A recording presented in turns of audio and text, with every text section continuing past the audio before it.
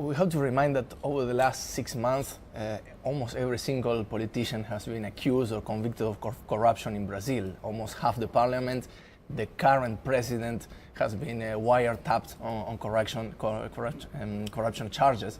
The problem why this may have a stronger impact than the rest is that Lula was not only the former president, a very loved president with very high credibility, but also the leading candidate to be the next president of Brazil again.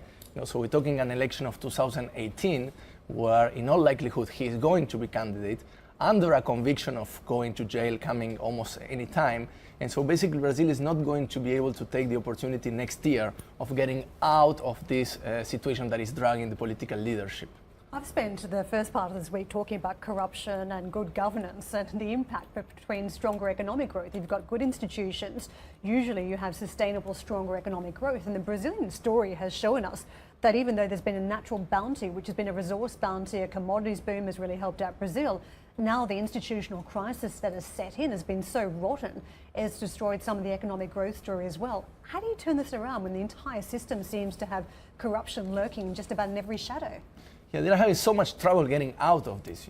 Brazil went through an incredible growth story where GDP almost doubled, on a historical basis, and they have lost all of those gains and more in this crisis. So the only way of getting out is through very aggressive reforms, which incredibly they are doing. At the same time this was happening, a very important labor law reform was approved by the parliament. So the problem is really the conviction, the leadership that will lead the people into a new direction. I disagree with you about the aggressive reforms, because one of the other big factors that jumped out this week, for those who are not aware, I was at an IMF conference and we're talking about how you get convergence across regions, particularly in this case it was some of the sort of Balkans or the countries that are around that region in terms of Central, Eastern and Southeast European countries. But if you cast it over to Brazil, one of the stories is that you need steady growth. A big bang approach to reforms simply doesn't work. You can often entrench a bad system by creating a new system. So to me, for investors, if you're looking at sustainable returns without corruption, without bad institutions, Brazil,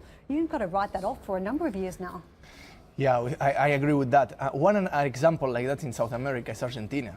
Argentina went through a very aggressive change in government. The new pro-business government with high credibility in this case took over around a year ago, and they're having a lot of challenge attracting the foreign investment precisely because the institutions don't adapt and don't change so quickly.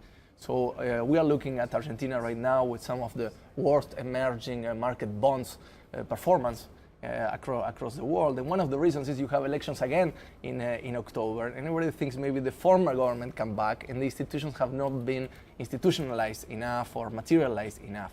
So it's absolutely a problem for our emerging markets is how to achieve a level of institutional credibility that allows investors to simply look at economic data and not be afraid of political or institutional risk.